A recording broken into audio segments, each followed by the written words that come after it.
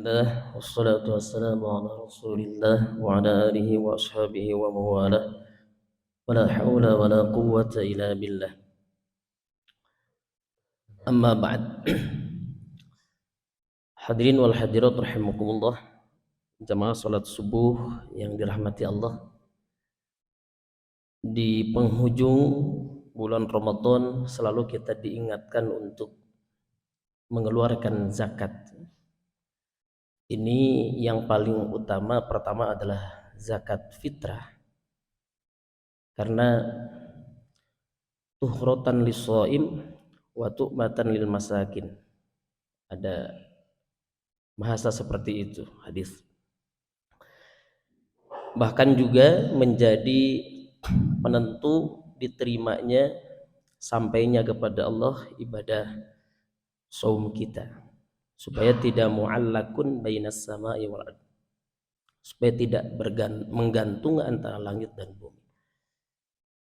Dan yang ketiga sebagai simbol bahwa setelah kita melaksanakan ibadah mahdoh kita, ibadah ritual untuk diri kita, merasakan lapar di siang hari, maka kita berbagi di akhir Ramadan ini supaya juga para fakir miskin merasakan juga kenyang, mendapatkan rizki dari sebahagian yang kita keluarkan. Tetapi tidak hanya zakat fitrah, kita juga ada zakat mal yang dikeluarkan. Bisa saja di antara jamaah menghitungnya setahun sekali, jadi momentumnya di bulan Ramadan, ataupun infak, sedekah dan yang lainnya. Dulu sahabat Rasulullah SAW namanya Abu Lubabah, mereka bertanya kepada Rasulullah, "Ya Rasulullah, ini zakatku, terimalah." Rasul menjawab, "Aku tidak menerima zakat." Ya, konteksnya memang teksnya memang sedekah, tetapi sedekah diberikan makna, dimaknai adalah sebagai sedekah wajib, itu zakat. Kemudian turunlah Al-Qur'an surah At-Taubah ayat 103. Ini sudah disampaikan oleh guru-guru kita juga sebelumnya.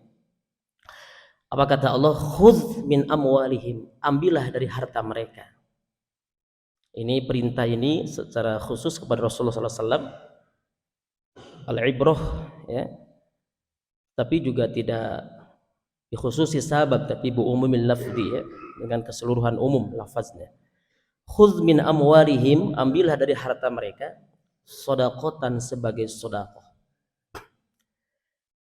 Nah, para ahli tafsir dalam hal ini coba menguraikan dan menjelaskan dari ayat itu fungsi sedekah. Pertama adalah tutahhiruhum. Jadi fungsi sedekah atau zakat yang pertama itu sebagai tathhir. Tathhir itu adalah membersihkan harta.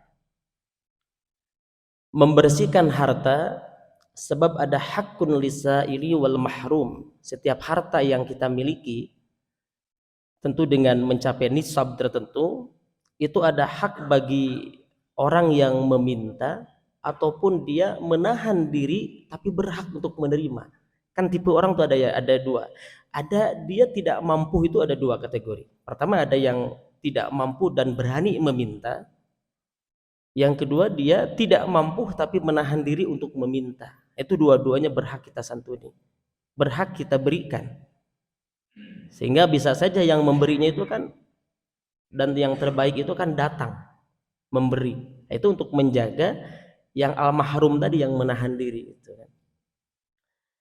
Jadi fungsi yang pertama adalah sebagai tathhir, tutahhiruhum, membersihkan harta.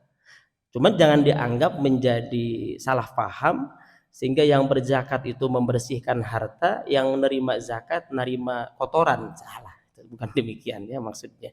Itu maknanya adalah membersihkan harta dari hak orang lain.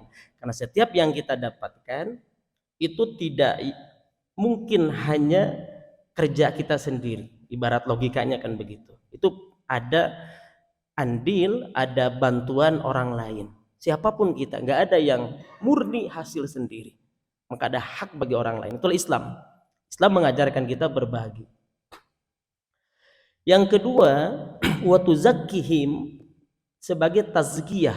Tazkiyah itu lebih kepada tazkiyah mensucikan jiwa. Kalau tadi tathir secara harfiah lebih kepada maknanya adalah membersihkan harta. Kalau tazkiyatun nafs atau wa tuzakkihim lebih kepada membersihkan jiwa. Nah, apa yang hendak dibersihkan kira-kira adalah orang biasanya kalau punya harta, ya, baik itu secara jasa, mungkin dia penghasilan gaji atau dia bertani, itu muncul sifat bakhil, sifat tamak, sifat rakus.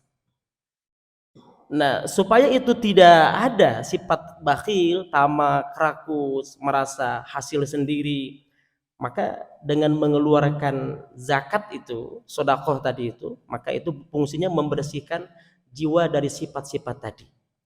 Kaila yakunu dawlatan bainal aghniya'i minkum, supaya harta itu tidak hanya berkutat di antara orang-orang kaya saja, seperti kapitalisme misalkan ataupun hal yang lainnya. Supaya tidak berkutat di orang-orang kaya saja. Kaila yakunu dawlatan bainal aghniya'i minkum, maka kebahagiaan hakiki itu akan muncul bagi orang-orang beriman itu ketika dia bukan menerima, tapi ketika dia memberi. Orang-orang beriman itu akan merasakan kebahagiaannya hakiki itu bukan ketika menerima, tapi ketika dia mampu memberi. Nah, rasa bahagia ketika memberi itu, maka dengan sendiri dengan bersamaan dengan itu menghilangkan penyakit-penyakit tadi, tamak, rakus, kemudian juga merasa ini hasil kerja sendiri, bakhil terutama. Makanya tazkiyah wa tuzakkihim. Kemudian yang berikutnya wa tusalli, dan doakan. Nah, tadi ada di awal kalimat khudz. Khudz kata para ulama memberikan makna harus dibuat satu lembaga, satu himpunan yang disebut dengan amil. Makanya di DKM Mukhlisin Lahuddin ada amilin nanti yang menerima zakat. Karena Allah memerintahkan khudz, itu fi'lul amr, itu ada perintah, ya. Khudz min amwalihim, ambil harta mereka. Ini memberikan makna kata para ulama harus ada satu lembaga atau satu himpunan yang dibentuk. Dalam hal ini ketua DKM sudah mengangkat beberapa orang menjadi amilin dalam hal itu, pengelola, dia penerima. Nah, si penerima tadi wa tusalli alaihim, dan doakan mereka yang mengeluarkan zakat. Nah, makanya didoakan kan? Nah, kita didoakan siapa yang mengeluarkan, siapa yang menerima. Yang menerima itu sebagai amil, dia sebagai pelaksana tugas secara profesional. Nah, inilah hebatnya Islam, ya. Harus ada dibentuk lembaga secara profesional. Dalam ini kita ada tentatif misalkan atau kondisional dalam hal zakat fitrah, itu selalu adanya di bulan Ramadan. Tapi zakat mal kan tidak perlu menunggu bulan Ramadan. Yang terakhir, inna sholataka sakanun lahum. Jadi fungsi yang terakhir taskin, itu menenangkan. Bagi orang yang sudah berzakat, dia merasa lega sebab dia sudah menunaikan kewajibannya. Apalagi ketika dia mengeluarkan, didoakan, lebih tambah leganya itu, ketenangannya itu. Makanya inna sholataka, sesungguhnya doamu itu sakanul lahum, akan menenangkan kepada mereka yang mengeluarkan zakat. Ini harapan Bapak Ibu, ya, yang dirahmati Allah. Tentu kita ingin mengingatkan bagi yang zakatnya, zakat mal, penghasilan, itu dikiaskan, ya, zakat penghasilan itu dengan sebagian menyebutkan dengan zakat pertanian. Ada juga yang menyebutkan dengan zakat emas perak. Itu keluarkan, ya. Bisa mungkin momentumnya di bulan Ramadan, setahun sekali perhitungannya.